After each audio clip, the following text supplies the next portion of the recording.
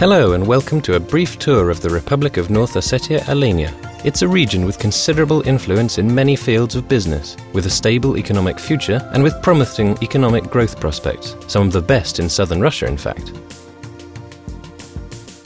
As early as in the 18th century, Osetia-Alania chose by its own free will to become a part of the Russian Empire. Ever since then, visitors have noted the locals' friendly openness to the world, their willingness to embrace novelty, and their respect for private interests. The region is also noted for its high level of education, and communication is eased by the local tongue, unique in the Caucasus, a derivative of the Indo-European languages and related to the German and Slavonic languages. All these points will remind the attentive traveller that he has found his way to the land of the Alanians Ossetians.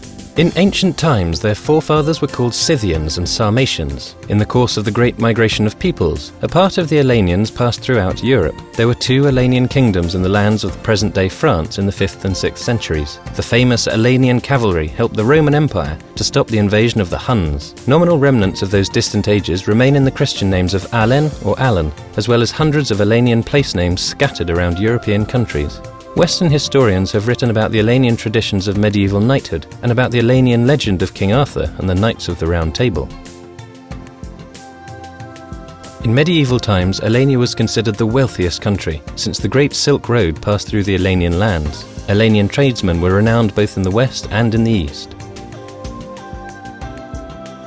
Christianity was introduced to Alania by the Apostle St. Andrew, who was one of Christ's closest disciples. In the beginning of the 10th century, Orthodoxy became the state religion. Ossetia is home to a rich variety of religions, including communities of Catholics, Evangelic Christian Baptists, and Muslims. The resultant population of mixed creed and race guarantees social harmony and understanding.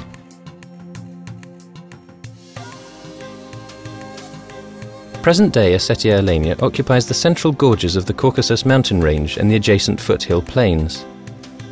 Here one can encounter nature in its spellbinding primeval beauty, with medieval castles forming an inherent feature of the mountainscape. As a result of the wonderful landscapes, peaceful location and warm population, the region is often noted both by Russian and foreign developers as a great potential location for a holiday resort. The Republic is proud host to more than 300 of the world's most unique mineral mines. The local temperate climate is a great encouragement to varied forms of agriculture. The Republic of North Ossetia-Alania is not an abandoned wilderness, for the region boasts a highly developed transport infrastructure, including 3 federal motorways, 2 of which are of international importance for connecting Eastern Europe with Asia. The capital of Ossetia-Alania is Vladikavkaz. It is an ancient Alanian city which flourished as a focal point on the ancient trade road at the entrance into the Daryel Gorge. Its renaissance began in the 18th century, when it quickly became the administrative, cultural and trade capital of the Central Caucasus. Though the population is relatively small, circa 650,000, the Alanians Ossetians have produced many well-known figures for the world stage.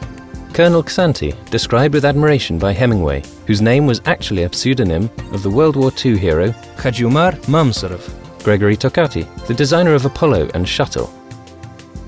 Valery Gergiev, the eminent conductor and director of the Mariinsky Theatre, and Valery Gazayev, the famous football coach.